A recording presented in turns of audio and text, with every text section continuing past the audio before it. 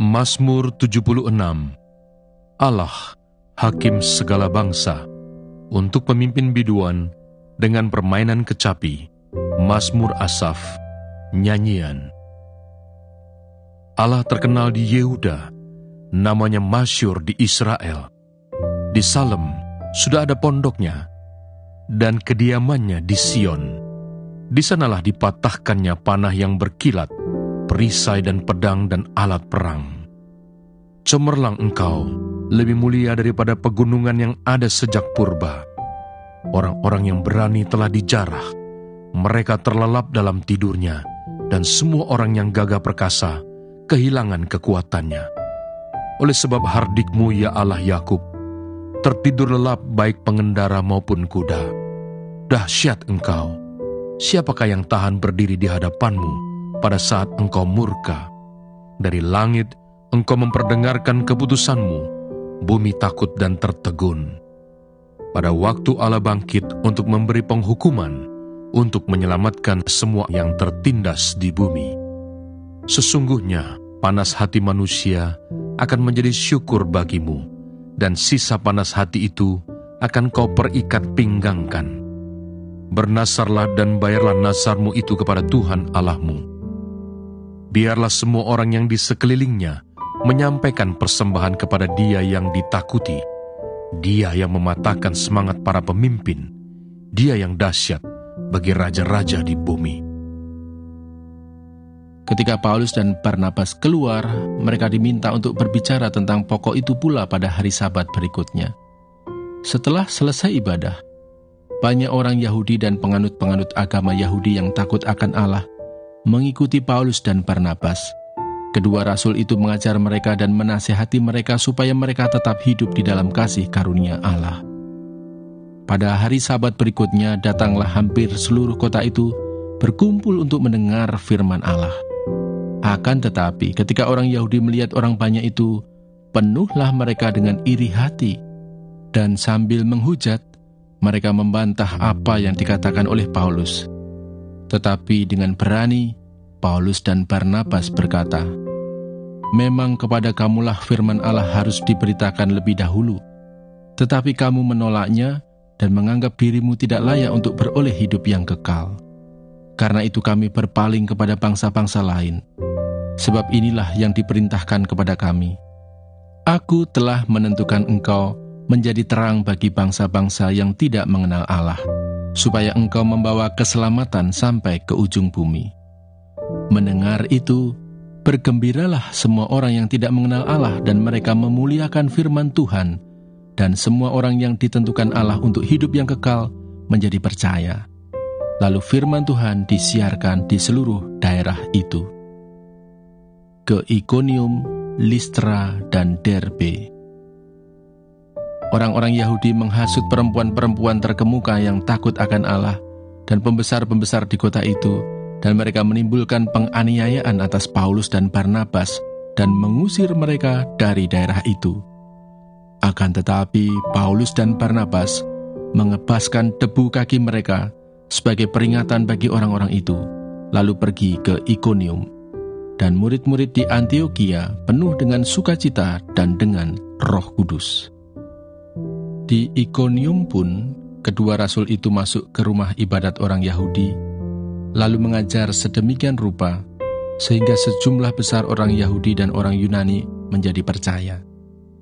Tetapi orang-orang Yahudi yang menolak pemberitaan mereka memanaskan hati orang-orang yang tidak mengenal Allah dan membuat mereka gusar terhadap saudara-saudara itu. Paulus dan Barnabas tinggal beberapa waktu lamanya di situ. Mereka mengajar dengan berani karena mereka percaya kepada Tuhan, dan Tuhan menguatkan berita tentang kasih karunia-Nya dengan mengaruniakan kepada mereka kuasa untuk mengadakan tanda-tanda dan mujizat-mujizat. Tetapi orang banyak di kota itu terbelah menjadi dua. Ada yang memihak kepada orang Yahudi, ada pula yang memihak kepada kedua rasul itu. Maka mulailah orang-orang yang tidak mengenal Allah dan orang-orang Yahudi bersama-sama dengan pemimpin-pemimpin mereka menimbulkan suatu gerakan untuk menyiksa dan melempari kedua rasul itu dengan batu. Setelah rasul-rasul itu mengetahuinya, menyingkirlah mereka ke kota-kota di Likaonia, yaitu Listra dan Derbe, dan daerah sekitarnya. Disitulah mereka memberitakan Injil. Kemudian dibuatnyalah laut tuangan yang 10 hasta dari tepi ke tepi, bundar keliling 5 hasta tingginya, dan yang dapat dililit berkeliling oleh tali yang 30 hasta panjangnya. Dan di bawah tepinya ada gambar buah labu yang mengelilinginya sama sekali, 10 dalam sehasta, merangkum laut itu berkeliling. Labu itu 2 jajar, dituang setuangan dengan bejana itu.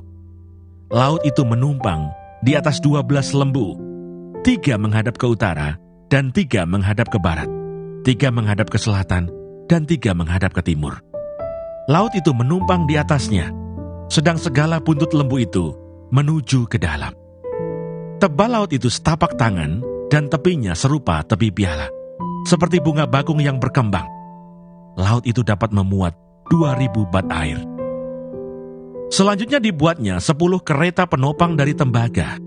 1 kereta 4 hasta panjangnya, 4 hasta lebarnya, dan 3 hasta tingginya. Beginilah bentuk kereta penopang itu. Ada papan penutupnya, dan papan itu diapit oleh bingkai. Dan pada papan penutup yang diapit oleh bingkai itu, ada singa, lembu, dan kerub. Dan demikian juga pada bingkai itu. Di sebelah atas dan di sebelah bawah singa dan lembu itu, ada karangan-karangan bunga yang tergantung. Pada 1 kereta penopang ada 4 roda tembaga dengan poros tembaga.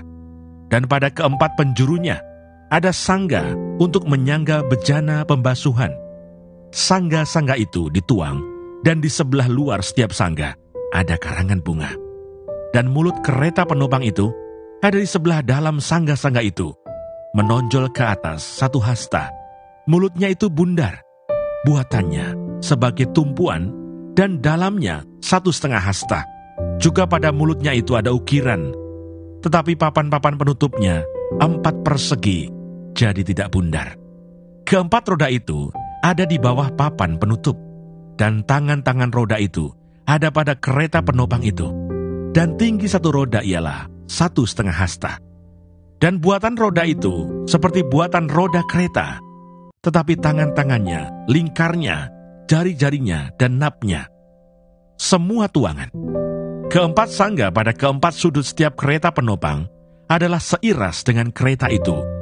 Dan di sebelah atas kereta penopang itu ada leher bundar berkeliling 1/2 hasta tingginya. Di sebelah atas kereta itu ada pula topang-topang dan papan penutup yang seiras dengan dia. Maka pada muka topang-topangnya itu dan pada papan-papan penutupnya diukirkannya lah kerub, singa, dan pohon korma, masing-masing menurut tempat yang ada, dan karangan bunga sekeliling. Demikianlah dikerjakannya ke 10 kereta penopang itu. Tuangannya sama, ukurannya sama, dan potongannya sama semuanya. Lagi pula dibuatnya 10 bejana pembasuhan dari tembaga. Setiap bejana dapat memuat 40 bat air. Setiap bejana 4 hasta besarnya, dan ada 1 bejana di atas setiap kereta dari ke-10 kereta penopang itu. 5 kereta penopang ditaruhnya pada sisi kanan rumah itu, dan 5 pada sisi kirinya. Tetapi laut itu ditaruhnya pada sisi kanan rumah itu, arah tenggara. Dan Hiram membuat juga kuali-kuali, penyodok-penyodok, dan bokor-bokor penyiraman. Demikianlah Hiram menyelesaikan segala pekerjaan yang harus dilakukannya bagi Raja Salomo di rumah Tuhan, yakni kedua tiang dengan kedua bulatan ganja yang di kepala tiang itu, dan kedua jala-jala yang menutup kedua bulatan ganja itu. 400 buah delima untuk kedua jala-jala itu, 2 jajar buah delima untuk 1 jala-jala, guna menutupi kedua bulatan ganja yang di atas tiang itu. Ke-10 kereta penopang dan ke-10 bejana pembasuhan yang di atas kereta itu. Laut yang 1 itu dan ke-12 lembu yang di bawah laut itu. Kuali-kuali, penyodok-penyodok, dan bokor-bokor penyiraman. Segala perlengkapan yang dibuat Hiram bagi Raja Salomo di rumah Tuhan itu adalah dari tembaga yang diupam. raja menuang semuanya itu di lembah Yordan, di dalam tanah liat, antara Sukot dan Sartan. Dan Salomo membiarkan segala perlengkapan itu tidak ditimbang, karena jumlahnya yang amat besar. Berat tembaga itu tidaklah terhitung. Salomo membuat juga segala perlengkapan yang ada di rumah Tuhan, yakni mezbah emas dan meja emas, tempat menaruh roti sajian, kandil-kandil dari emas murni, 5 di sebelah kanan dan 5 di sebelah kiri. Di depan ruang belakang, kembang-kembangnya, lampu-lampunya, dan sepit-sepitnya dari emas. Pasu-pasunya, pisau-pisaunya, bokor-bokor penyiramannya, cawan-cawannya, dan perbaraan-perbaraannya dari emas murni. Engsel-engsel untuk pintu ruang dalam, yakni tempat maha kudus, dan engsel-engsel untuk pintu ruang besar bait suci dari emas. Maka genaplah segala pekerjaan yang dilakukan Salomo di rumah Tuhan itu. Kemudian Salomo memasukkan barang-barang kudus Daud ayahnya dan menaruh perak, emas, dan barang-barang itu ke dalam perbendaharaan rumah Tuhan. Pada waktu itu Raja Salomo menyuruh para tua-tua Israel dan semua kepala suku, yakni para pemimpin puak orang Israel, berkumpul di hadapannya di Yerusalem untuk mengangkut tabut perjanjian Tuhan dari kota Daud, yaitu Sion. Maka pada hari raya di bulan Etanim, yakni bulan ke-7, berkumpullah di hadapan Raja Salomo semua orang Israel. Setelah semua tua-tua Israel datang, maka imam-imam mengangkat tabut itu. Mereka mengangkut tabut Tuhan dan kemah pertemuan, dan segala barang kudus yang ada dalam kemah itu. Semuanya itu diangkut oleh imam-imam dan orang-orang Lewi. Tetapi Raja Salomo dan segenap umat Israel yang sudah berkumpul di hadapannya, berdiri bersama-sama dengan dia di depan tabut itu, dan mempersembahkan kambing domba dan lembu sapi yang tidak terhitung dan tidak terbilang banyaknya. Kemudian imam-imam membawa tabut perjanjian Tuhan itu ke tempatnya, di ruang belakang rumah itu, di tempat maha kudus, tepat di bawah sayap kerup-kerup. Sebab kerup-kerup itu mengembangkan kedua sayapnya di atas tempat tabut itu, sehingga kerup-kerup itu menudungi tabut, serta kayu-kayu pengusungnya dari atas. Kayu-kayu pengusung itu demikian panjangnya, sehingga ujungnya kelihatan dari tempat kudus, yang di depan ruang belakang itu, tetapi tidak kelihatan dari luar, dan disitulah tempatnya sampai hari ini. Dalam tabut itu, tidak ada apa-apa selain dari kedua loh batu yang diletakkan Musa ke dalamnya di Gunung Horeb, yakni loh-loh batu bertuliskan perjanjian yang diadakan Tuhan dengan orang Israel pada waktu perjalanan mereka keluar dari tanah Mesir. Ketika imam-imam keluar dari tempat kudus, datanglah awan memenuhi rumah Tuhan, sehingga imam-imam tidak tahan berdiri untuk menyelenggarakan kebaktian oleh karena awan itu. Sebab kemuliaan Tuhan memenuhi rumah Tuhan.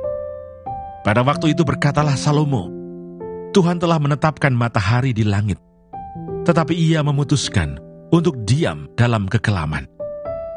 Sekarang aku telah mendirikan rumah kediaman bagimu, tempat engkau menetap selama-lamanya.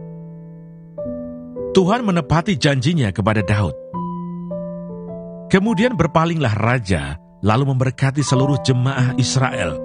Sedang segenap jemaah Israel berdiri, ia berkata, "Terpujilah Tuhan Allah Israel, yang telah menyelesaikan dengan tangannya apa yang difirmankannya dengan mulutnya kepada Daud ayahku.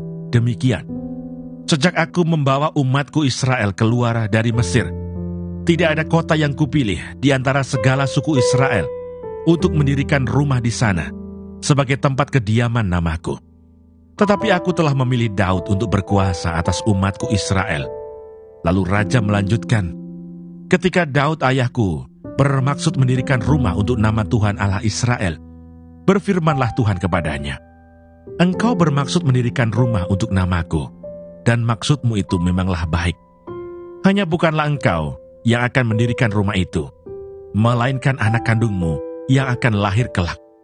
Dialah yang akan mendirikan rumah itu untuk namaku.' Jadi Tuhan telah menepati janji yang telah diucapkannya.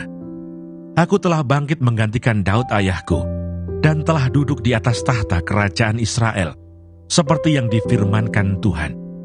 Aku telah mendirikan rumah ini untuk nama Tuhan, Allah Israel, dan telah menyediakan di sana tempat untuk tabut yang memuat perjanjian yang telah diadakan Tuhan dengan nenek moyang kita ketika mereka dibawanya keluar dari tanah Mesir.